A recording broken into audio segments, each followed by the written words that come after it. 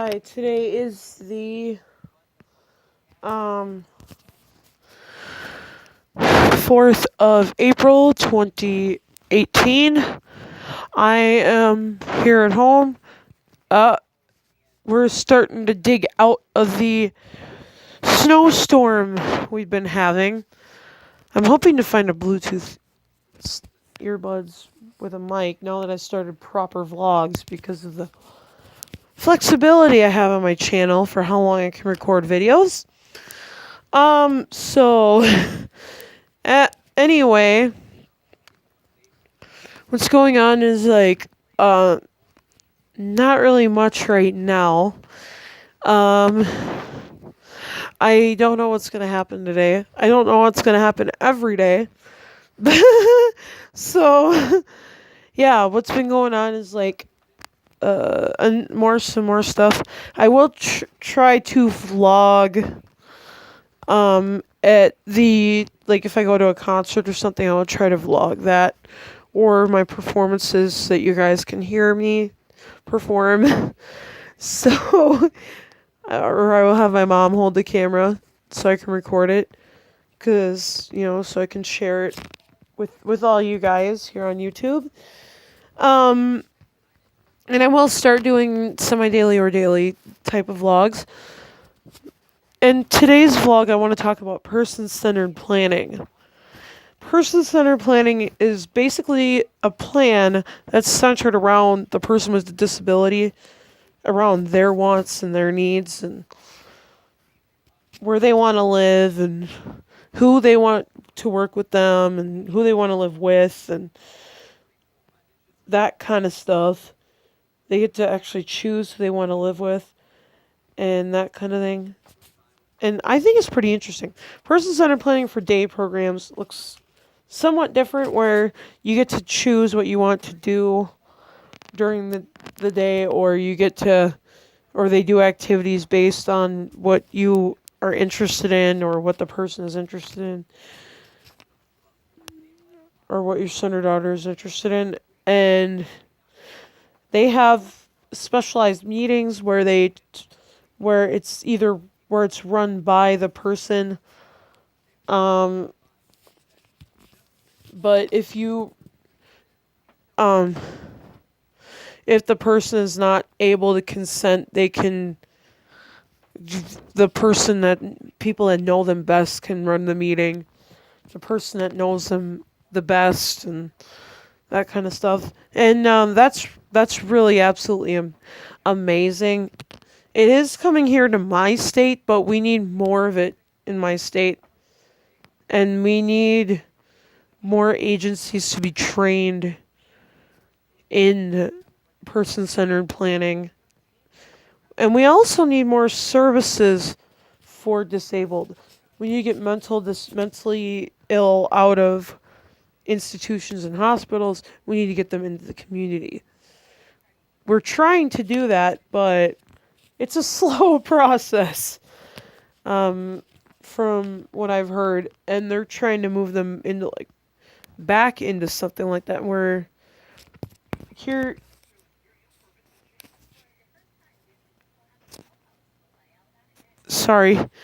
in this state we're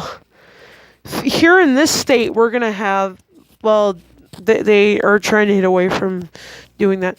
They're not doing that for all mentally ill people. It's just if they're a danger to others and a danger to themselves, that kind of thing. But we need to get more people in the community, and we need to get more community services for people. Not saying we don't have enough now, or not saying we don't have a lot now, but we just don't have enough for everybody. So that's something that needs to change. So we need to get enough community, because there's a wave of autism and other disabilities coming through where we need those services and that kind of thing. So anyway, we need those services and things like that.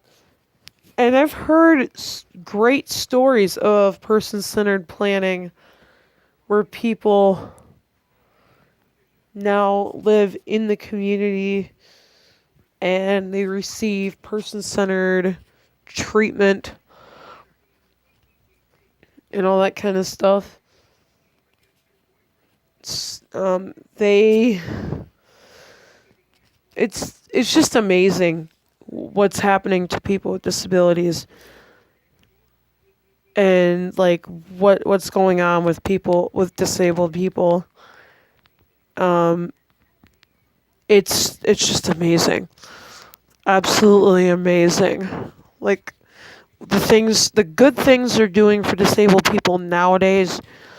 That's a far cry from where we were like many years ago when they were still in institutions.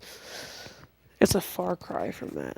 I was in the I was in a school for the blind, which is not really considered technically an institution, but the way it's run is kind of like where you have to be in certain places at certain times.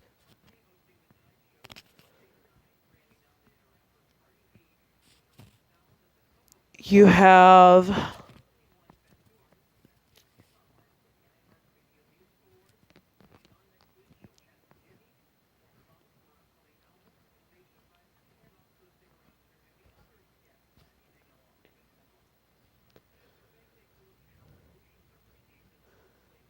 oh, sorry about that. I was watching the news. Uh, and yeah, the things they're doing for disabled, like you had to be somewhere at certain times. Um, you had to be in your room at a certain time. You had to be in bed at a certain time. You had to be up at a certain time every morning. Well, that was because you had classes. So, yeah, that's normal. But you had to be being in bed at a certain time and that kind of thing. Even if you were an adult, you still had to follow the same rules. You got grounded if you refused to go somewhere, or you got in trouble if you refused to go somewhere. You basic Sometimes you got in trouble if you refused to go somewhere that was mandatory. You basically could not you didn't I mean you had choices, but you didn't have very many choices of what you got to do. You did get to go in the fridge and get your own food and your own snacks, but only at certain times. You couldn't have your drink at, let's say, 12 o'clock in the morning, for example. You had to be in your room by then. And, I was told that, everything would be fine and dandy when I moved into the community. Well, it's not. It is a struggle, but I'm getting through it. I'm taking it one day at a time. For a couple of years now, I've lived in full time in the community. Not to say I didn't live in the community, but I mean I lived part time in the community starting when I was 11. But it was part time with my mom and stuff on weekends and summer vacations and holidays and that stuff. So I was in the community, not full time. I wasn't in the community 365 days a year, 7 days a week, like I am now. So that basically that's the major difference. That I was not given like shock therapy or any of those weird therapies most institutions used to give people. No, they were really nice. The staff are really nice to us most of the time, but they just were limited by what they had to work with and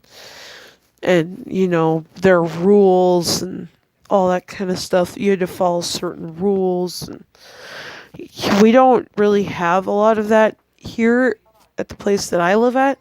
I don't live with anybody from my old school, but it's just amazing to think that years ago or just 3 years ago, I was in a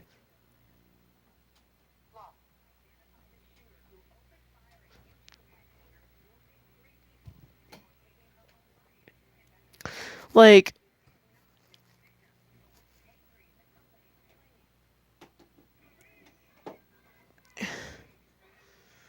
it was just the, I mean, it's just the whole, different to think that, amazing to think that before this, we were locked up in institutions and basically just warehoused, basically. Well, and warehoused, from what my understanding is, means like you're just put in a room and you're made to do nothing all day. Or you do activities, but they're like planned or not what you really wanted to do. I mean, they choose the activities for you. And that's kind of some of the things they did at the school. They chose the activities for you for the first few years. And then the last few years I was there, they gave us the choice of what we wanted to do for activities. So instead of like a therapist telling you, well, you're going to do this on this day, and you're going to do that on this day, they actually started giving us choices on what we wanted to do for activities for the month, which they do in my program now. We get to help plan for that week or plan for that month. It's just amazing what person-centered planning can do. It's absolutely amazing, and I mean, I'm glad my program does it. Now I wish that we could do that more at home. So now I wish that they had the same type of thing at home. But we'll get there. It'll get there. It'll get there. I predict it'll get there. It just is going to take a little more time because it's still in the early stages of coming together and that kind of thing. So it's going to take some time, but we'll get there and we'll get used to it. So anyway, that is what's basically going on with me right now. I'll probably do another vlog a little later if I have something going on a little later. And I will talk to you guys later.